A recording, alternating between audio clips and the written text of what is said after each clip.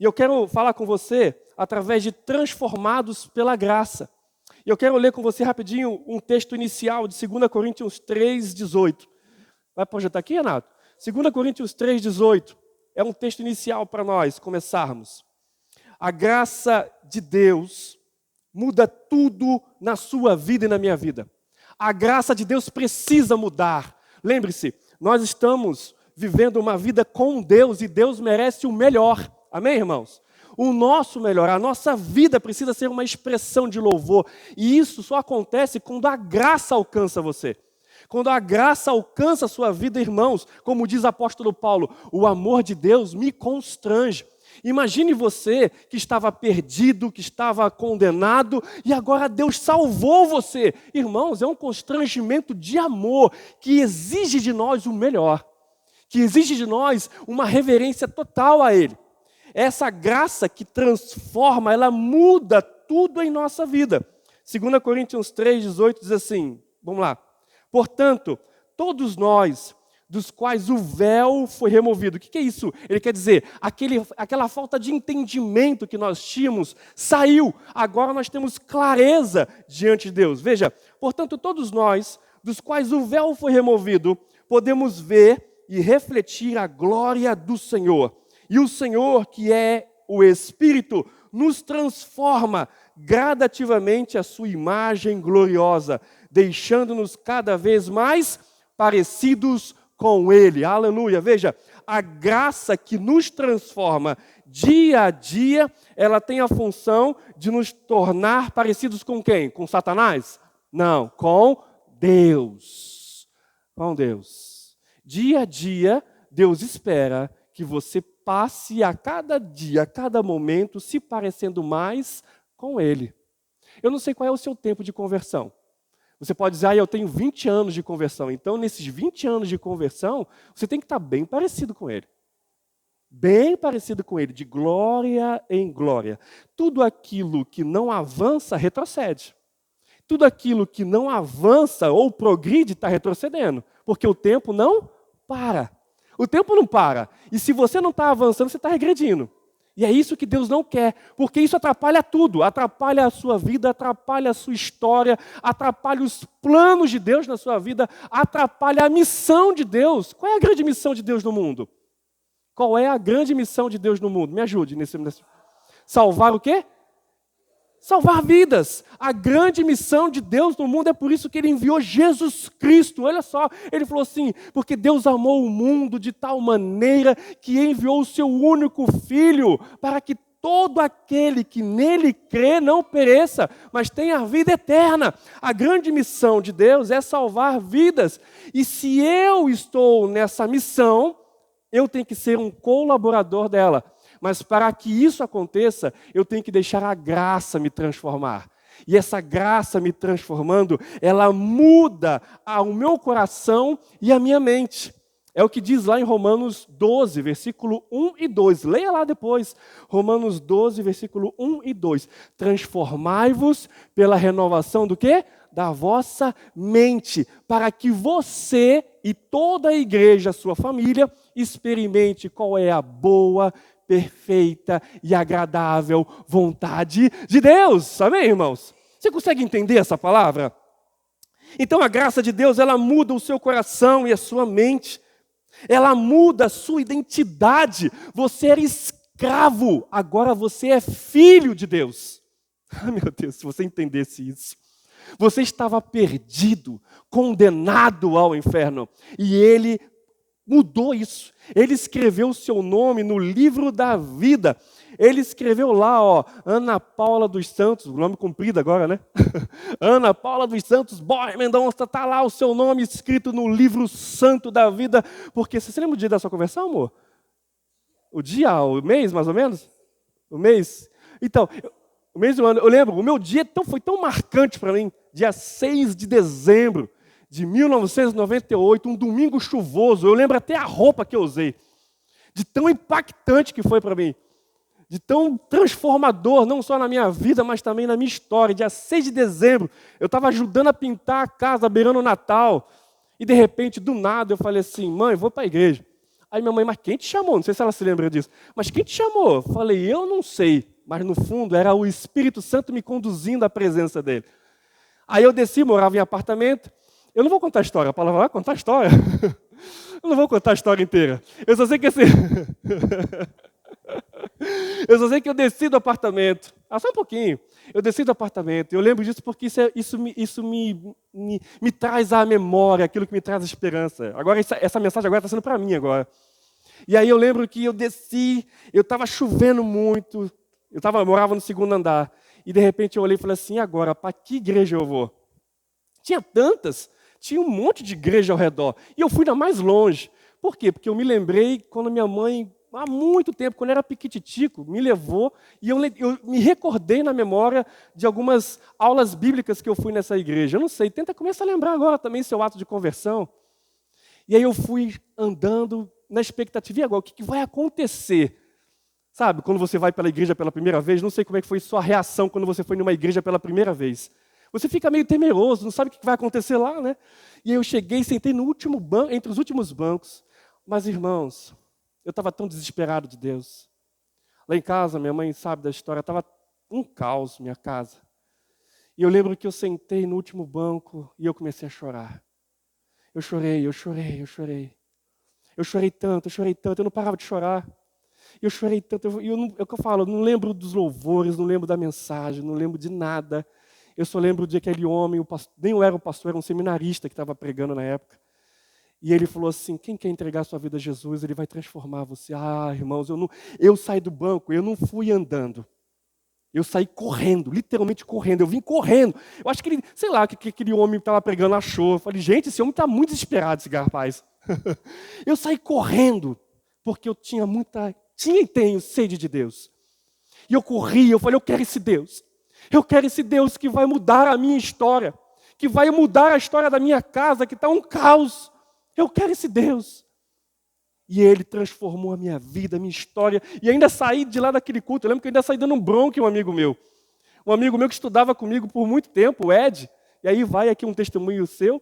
Esse Ed estudava comigo há tempos. E aí eu cheguei, aí eu olhei, Ed, quando acabou o culto, você é dessa igreja? Há quanto tempo você está aqui?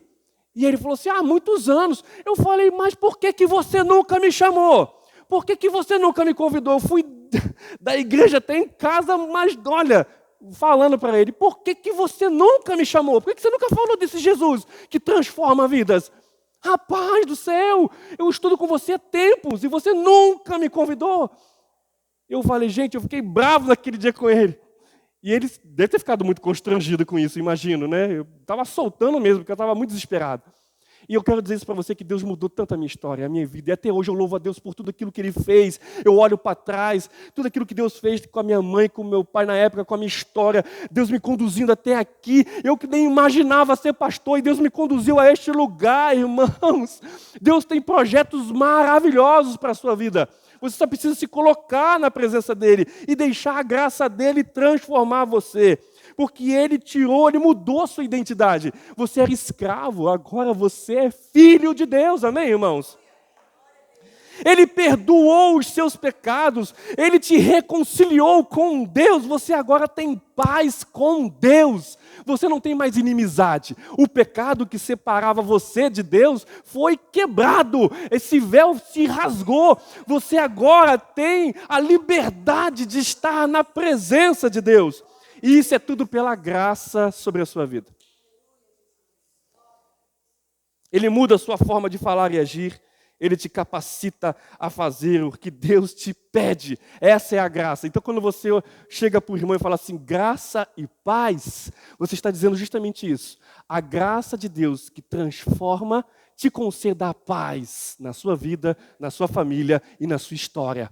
Quando você chega assim, graça e paz, meu irmão, você está dizendo que a graça de Deus te alcance. Mas eu só falo isso entre os crentes. Puxa, fala isso também para pessoas não crentes, porque é elas que precisam que a graça de Jesus alcance você e você tenha paz. Essa é uma mensagem que não é só para a igreja, é para todos. Que a graça de Deus alcance você e te dê a paz, a paz. Vamos lá, eu vou ler um texto aqui bem comprido agora, que é a carta de Filemão. Ela tem tudo a ver com essa mensagem. Isso aqui foi só uma introdução, tá? Eu quero ler com você a carta de Filemão. Vai projetar. Deixa ali o versículo 1 já. A carta de Filemão. Quem já leu a carta de Filemão aqui? Você já leu? Ela só tem um capítulo e 27 versículos. É a carta mais curta que tem da Bíblia. Essa é Paulo preso em Roma. Imagine, Paulo preso por causa do Evangelho. Ele parou o seu tempo para pegar um pergaminho e escrever uma carta a um homem chamado Filemão. Ela não é uma carta de doutrina, não é uma carta ensinando a como você orar, a como você ler a palavra, a como você jejuar, a importância da igreja, a importância de evangelizar, não.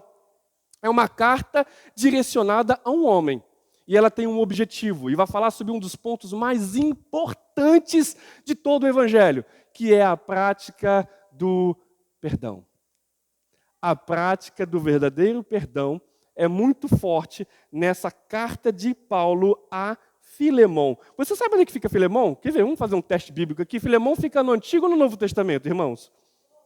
Oh, ainda bem. Aleluia, obrigado. Fica no Novo. Você sabe mais ou menos onde é que fica? Ali perto, ali? Se você tem a sua Bíblia, vai ser projetado aqui. Mas é legal depois de você pesquisar. Vamos lá, então.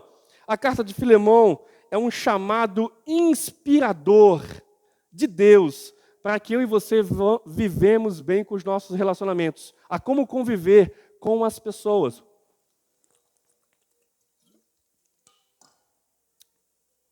E isso é fruto de uma graça que transforma o ser humano. Do versículo 1 ao versículo 3, primeiramente, quem é Filemão? Quem é esse homem? Vamos lá ler o versículo 3? Eu, Paulo, prisioneiro de Cristo Jesus, escrevo esta carta junto com nosso irmão Timóteo, a Filemão, nosso amado, o quê? Colaborador. Veja, a carta já inicia nessa introdução da escrita. Hoje quase ninguém escreve mais cartas, né? A irmã Imanis escreve cartas ainda para as pessoas? Pouco, né? Escrever carta, manual. Ainda escreve ainda? São poucas as pessoas que escrevem cartas. É muito bom. Antigamente era muito comum, né, escrever, receber carta. Você mandava carta para alguém, minha mãe conta, né, mandava carta para algum parente, demorava o quê? Vários dias para chegar. Você responde, como é que você está? Aí demorava um tempão, estou bem, estou brincando. Mas Paulo escreveu essa carta na prisão, e ele escreve a Filemão, e ele já começa dizendo, nosso amado colaborador. Quer dizer, é um homem que estava na missão. Já começa a carta aí. A um homem que estava na missão. Continua, por favor, versículo 2. A irmã Áfia e a Arquipo, nosso companheiro da luta, e a igreja que se reúne em sua casa. Versículo 3, por favor. Que Deus, nosso Pai, e o Senhor Jesus Cristo lhes deem, olha só de novo a saudação de Paulo, lhes deem o quê? Graça e paz. Só até aí por enquanto. Quem é Filemão? Só para você entender. Filemão é um homem convertido a Jesus e extremamente mesmo, alguns escritores colocam que ele era muito, mas muito rico mesmo. Ele era dono de um negócio que ficava próximo da cidade de Colossos. Veja que Filemão é uma carta que fica pertinho da carta de Paulo a Colossenses. Colossenses era uma cidade muito próspera também, e a cidade onde Filemão morava ficava bem pertinho de Colossenses. É como se fosse Ibirá e Termas de Ibirá. É como se ele morasse nos Termas de Ibirá, entende? Então, Filemão morava numa casa próxima a Colossos, e ele era, mas muito mesmo, muito rico. E a gente até falou isso na escola bíblica agora, né? Que o problema não é riqueza e nem pobreza. Não é a questão do problema, né? Então não é muito dinheiro ou falta de dinheiro, é como você lida com ele, certo? Então não é pecado nenhum ser pobre. E também não é pecado nenhum ser rico. E eu oro para que você prospere, amém, irmãos? Você recebe isso? Que você prospere, mas não para você usufruir com todos os seus deleites. Claro, não, você vai curti-lo, mas que você utilize tudo que tem para a glória de Deus, que a prosperidade esteja por você, amém? Então, Filemão era um homem muito rico, ele tinha muitos, naquela época tinha questão de empregados que eram escravos mesmo, ainda tinha essa época de escravidão ainda, então ele tinha muitos servos que eram escravos, e ele era um homem convertido, mas o importante é que quando ele se converteu, volta no versículo 2, por favor, O texto diz assim, que ele era nosso companheiro de lutas e a igreja que se reúne em sua casa. Sabe o que ele fez? Ele pegou a sua casa, ele pegou todos os seus recursos e montou uma igreja lá dentro. Ele trouxe, olha, ok, eu tenho muitos recursos, eu tenho uma casa muito grande, tenho espaços bacanas aqui, vou montar um núcleo de célula, vou montar um núcleo de igrejas no lar. Montei uma igreja aqui dentro. Olha só a visão e o coração já desse homem na missão. Então ele é um homem convertido, um homem que era cooperador do Evangelho, um homem que decidiu trazer e montar uma igreja em sua casa. Esse é Filemão, um homem que foi alcançado pela graça, amém? Mas aí Paulo está na prisão e Paulo escreve uma carta para ele, fazendo um pedido. Vamos lá? Agora é a oração de Paulo, versículo 4 a 7. Diz assim, ó: sempre dou graças a meu Deus por você, em minhas orações, a oração de Paulo a Filemão, pois ouço com frequência de sua fé no Senhor Jesus e de seu amor por todo o povo santo. Versículo 6. Oro para que você ponha em prática a comunhão que vem da fé, à medida que entender e experimentar todas as coisas boas que temos em Cristo. Versículo 7, só até aí por enquanto. Seu amor, meu irmão, tem me dado muita alegria e conforto, pois sua bondade tem revigorado o coração do povo santo. Olha só quem era Filemão. Filemão montou uma igreja em sua casa e ele é conhecido como um homem que consolava, que abençoava vidas de pessoas. E Paulo está falando assim, ó, eu me alegro porque o seu testemunho chegou até mim.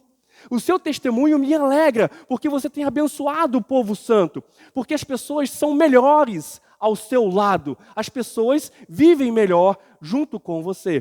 Essa é a carta de Paulo a ele. Aí agora Paulo vai fazer um pedido, do versículo 8 ao versículo 9. Veja o pedido de Paulo.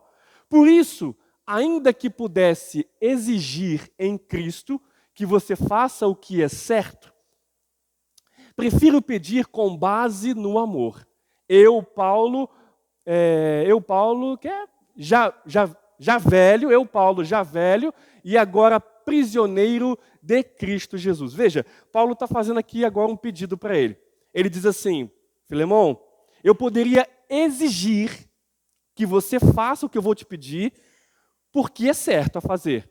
Mas eu apelo a você a fazer por amor. Por amor. Eu quero dizer, e isso é importante, não basta fazer o que é certo. Você precisa desejar e amar fazer o que é certo. É diferente. Vou repetir para você. Não basta fazer o que é certo. Isso diante de Deus não muda, porque Deus olha as suas motivações. Não basta fazer o que é certo. Você precisa desejar e amar fazer o que é certo. Você entendeu o que eu disse? Veja, é o que Paulo está falando. Eu poderia exigir, meio que assim, obrigar com a minha função de apóstolo a você fazer o que é certo. Mas eu apelo ao seu coração, para que você faça baseado aonde? No amor. O que eu vou te pedir. E o que ele vai pedir para ele? Vamos lá? Vamos continuar o texto agora, do versículo 10 até o versículo 25, que é o final da carta. Diz assim: suplico que demonstre bondade a meu filho Onésimo. Tornei-me pai dele na fé quando estava aqui na prisão. Onésimo não lhe foi de muita utilidade no passado, mas agora é muito útil para nós dois. Eu o envio de volta a você, e com ele vai meu próprio coração.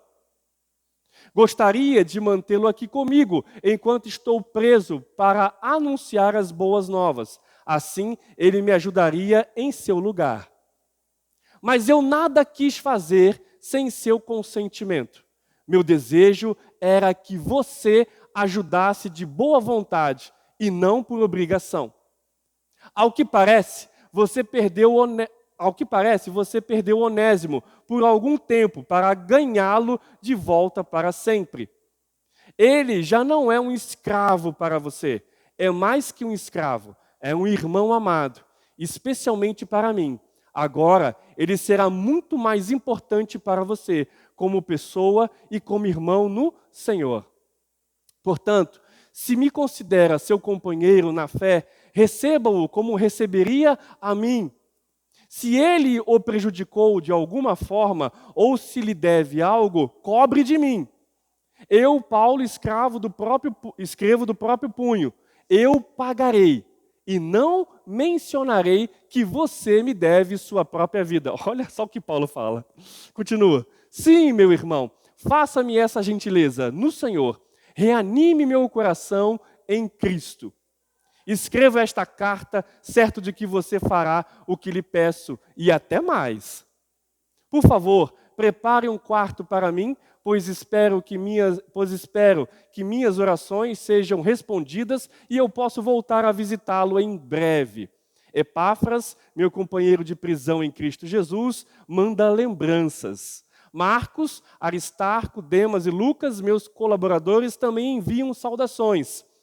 Que a graça do nosso Senhor Jesus Cristo esteja com o espírito de vocês. E aí finaliza a carta, amém. Você acabou de ler comigo a carta de Filemão. Você já pode dizer que já leu um livro da Bíblia, amém, irmãos? Então, olha só, quem é então essa história? Você já sabe quem é Onésimo, ou quem é Filemão. Agora, quem é esse Onésimo? Onésimo era um dos servos de Filemão. E na história conta que Onésimo era um cara que roubou Filemão. Ele não era convertido. Ele roubou pertences de Filemão e fugiu e foi para Roma. Em algum momento de Roma, ele foi preso, capturado e foi levado para a prisão.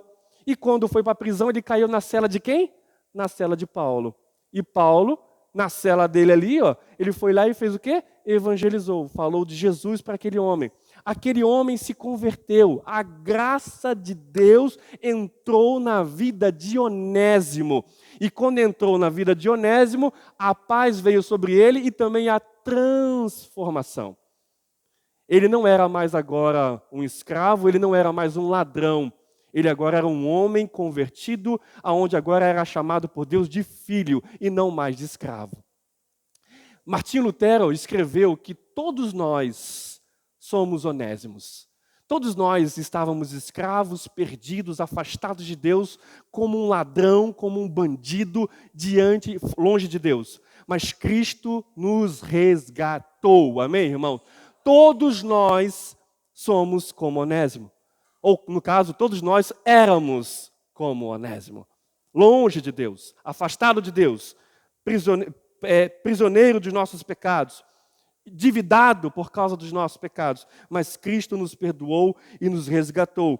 Veja, Onésimo, o nome Onésimo significa inútil. Gente, qual é a mãe que coloca o nome de um filho que o significado é inútil? Fala para mim. Que loucura, porque naquela época era muito significativo você colocar um nome com símbolos, com significados. E uma mãe, não sei porquê, nesse rapaz, colocou o nome dele de Onésimo, que Onésimo significa inútil.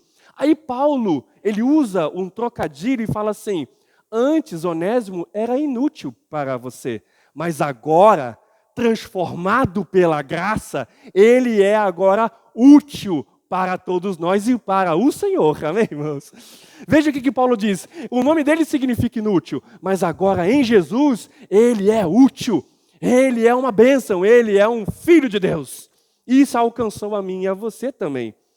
Onésimo era um homem que roubou Filemão e fugiu. Naquela época, era direito dos donos que quando uma situação dessa acontecesse, ele tinha todo o direito de executar o ladrão que fugiu e que roubou. Onésimo tinha todo o direito de chegar com Filemão e falar assim, você está condenado à morte pelo que você fez, por ter fugido da minha casa e principalmente por ter roubado os meus pertences. Ele tinha todo o direito. A lei romana amparava ele a isso aí. Mas aí Filemão não era um homem comum. Filemão era um homem convertido.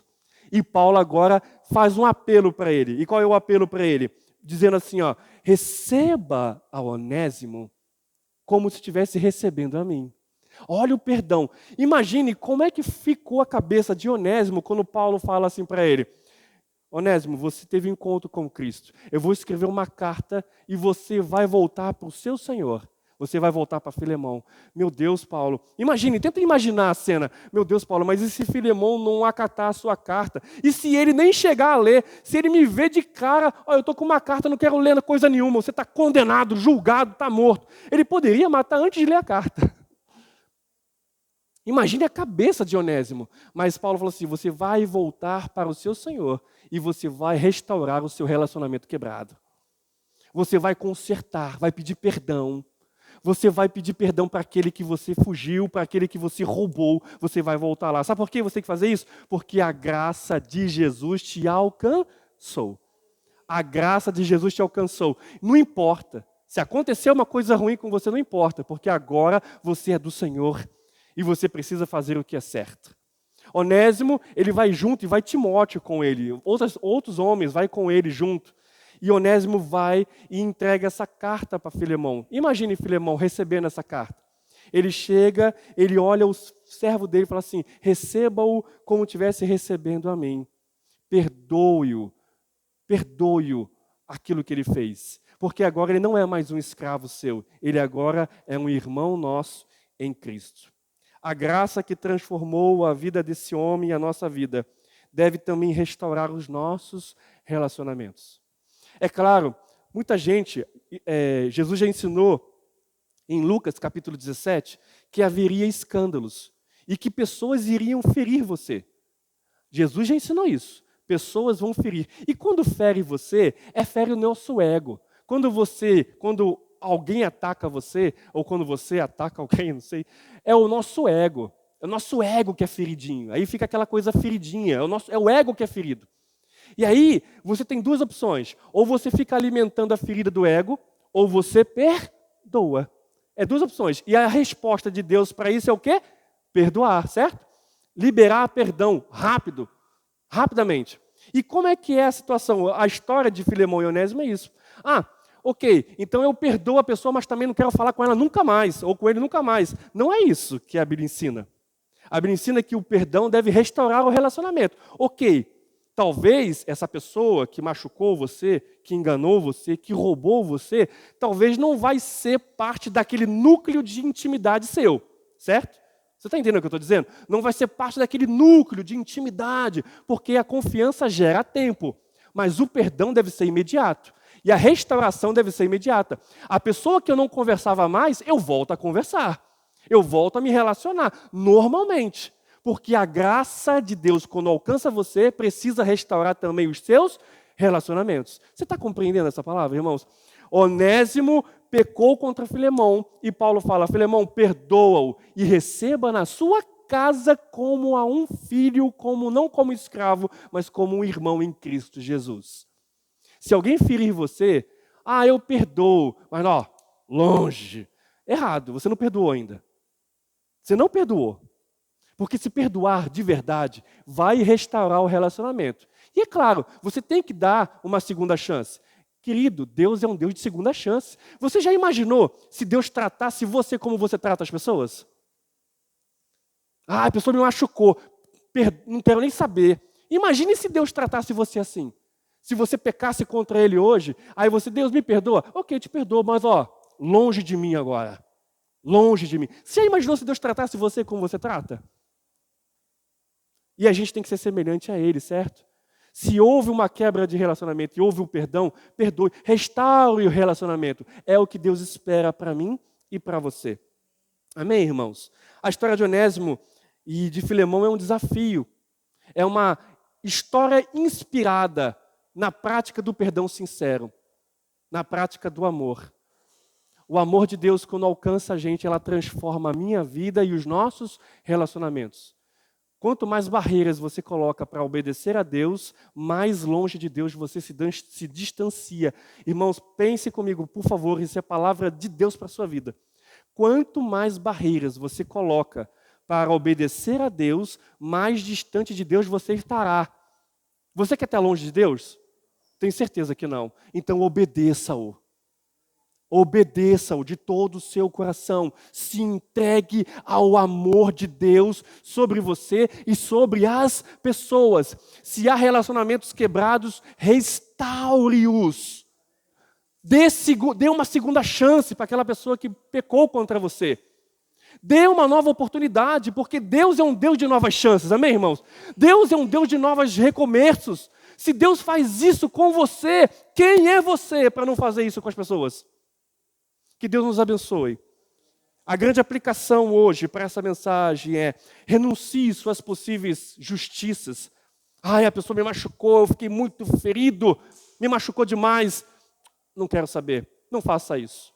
Não faça isso. Vamos orar, vamos ficar de pé e vamos finalizar este momento?